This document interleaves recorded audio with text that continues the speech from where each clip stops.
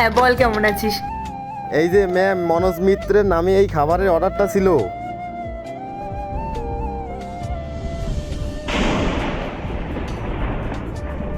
এই নিন টাকা।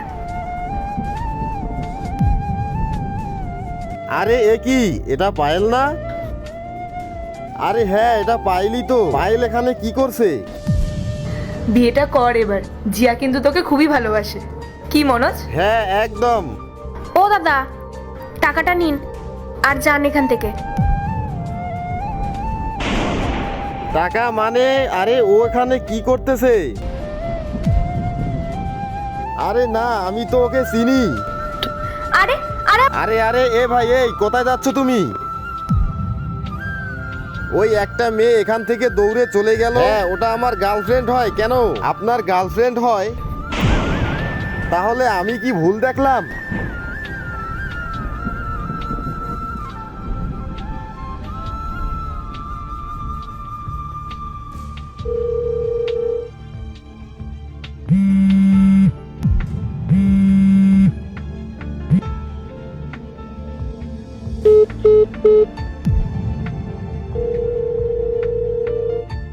আরে আজব তো, লোকটার কি মাথা খারাপ আছে নাকি?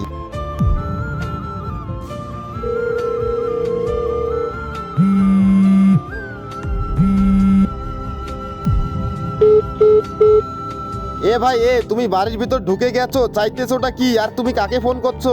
আপনার সাথে আমার কিছু কথা আছে। হ্যাঁ, কি কথা? ওই এখান থেকে একটা মেয়ে উঠে চলে গেল। আপনি কি যেন বললেন? ওটা আপনার গার্লফ্রেন্ড হয়? হ্যাঁ, ওটা আমার গার্লফ্রেন্ড হয়। কেন? এই যে মিস্টার, ও আমার ওয়াইফ। এ ভাই, কি ফালতু কথা বলতেছো তুমি? ও আমার গার্লফ্রেন্ড হয়? আমি কোনো ফালতু কথা বলতেছি না, আমি একদম সত্যি কথা বলতেছি। ও আমার ওয়াইফ হয়, ওর নাম পায়েল।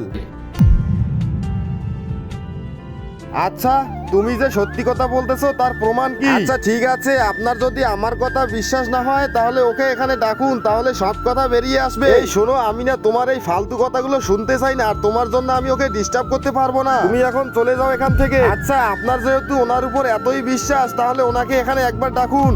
আরে এ তো দেখতেছি এত সহজে মানবে না। ঠিক আছে, এখানে দাঁড়াও। এই পায়েল, একটু এদিকে আসো তো। হ্যাঁ বলো। দেখো তো, একে তুমি চিনো?